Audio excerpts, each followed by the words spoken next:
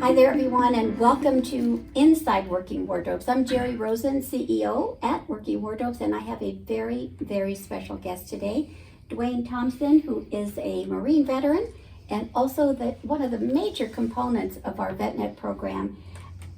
Duane heads up our behavioral health program, and this is a very, very important part of what we offer to our veterans. So welcome, Duane. Great to be here with you, Jerri. Thank you so much. So I want to talk about the work first, and then we're going to get into the real story about Duane. So Sure. You're part of our VetNet team. Mm-hmm. You're every single day front and center with veterans. And I know that being front and center with veterans means you're also sometimes talking a veteran off the ledge. Yes. What does it mean to provide the services that your program does on a daily basis? For us to be able to provide these services, and as you said, sometimes talk veterans off the ledge, is tremendous. Yeah.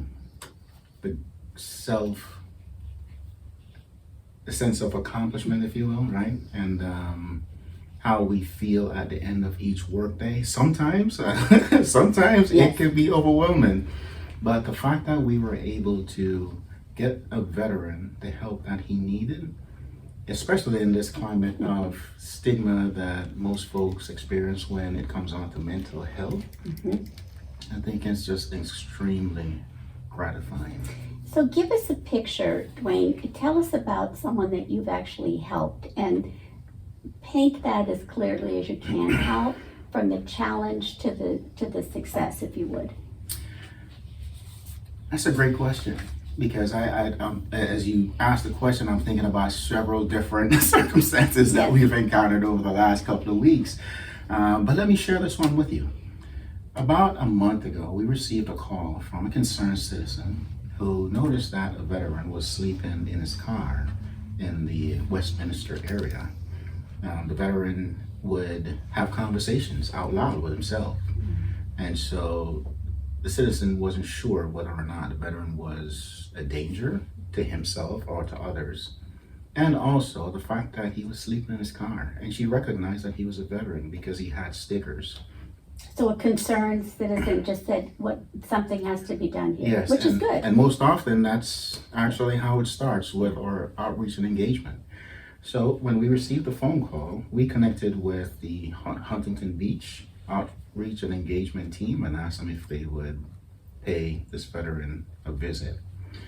The following morning, I was on my way into work and I looked over and I was like, hey, that's where the veteran potentially is hanging out. So why don't I just stop by to see? Fabulous. I stopped by. He was in fact sleeping in his car. I noticed that he was sleeping at the time, so as just a standard practice, we don't engage in outreach unless there's two of us. At this point, I was away from the office and it was an impromptu thing. Fortunately, I had the number for the local sheriff who actually engages in outreach with the homeless population, so I gave him a call. Waited a couple of minutes, he arrived on site, and then we approached the veteran. Knocked on his window. Veteran was calm. You could clearly tell that this was his space. This was his comfort zone. And to some of us, that may seem like a strange thing, but in his world, he was perfectly fine.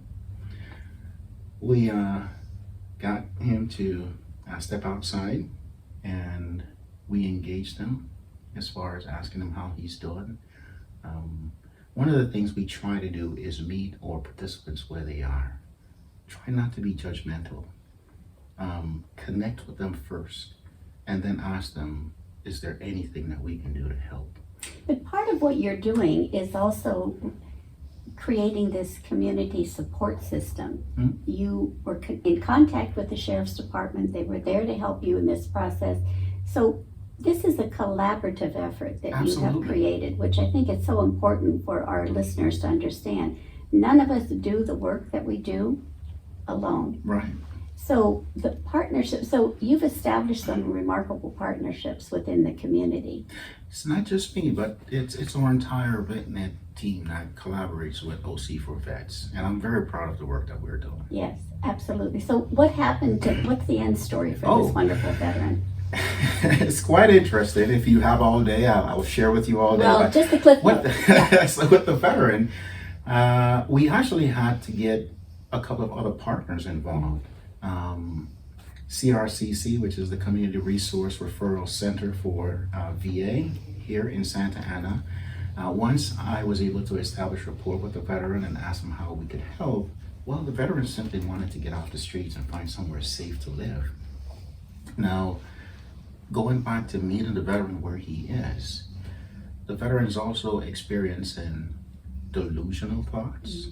As we communicated, he told me about different government agencies that were after him. So therefore, I had to include more community partners to see how we can best help him. So we reached out to CRCC, who then put us in touch with U.S. veterans out of the Long Beach office. So again, we collaborated with several different agencies in order to get the veteran the help that he needs. And this is very important because a lot of folks need to really understand that most veterans that are experiencing homelessness also have a comorbid situation happening where they have some mental disorder that's actually preventing them from achieving shelter, if you will.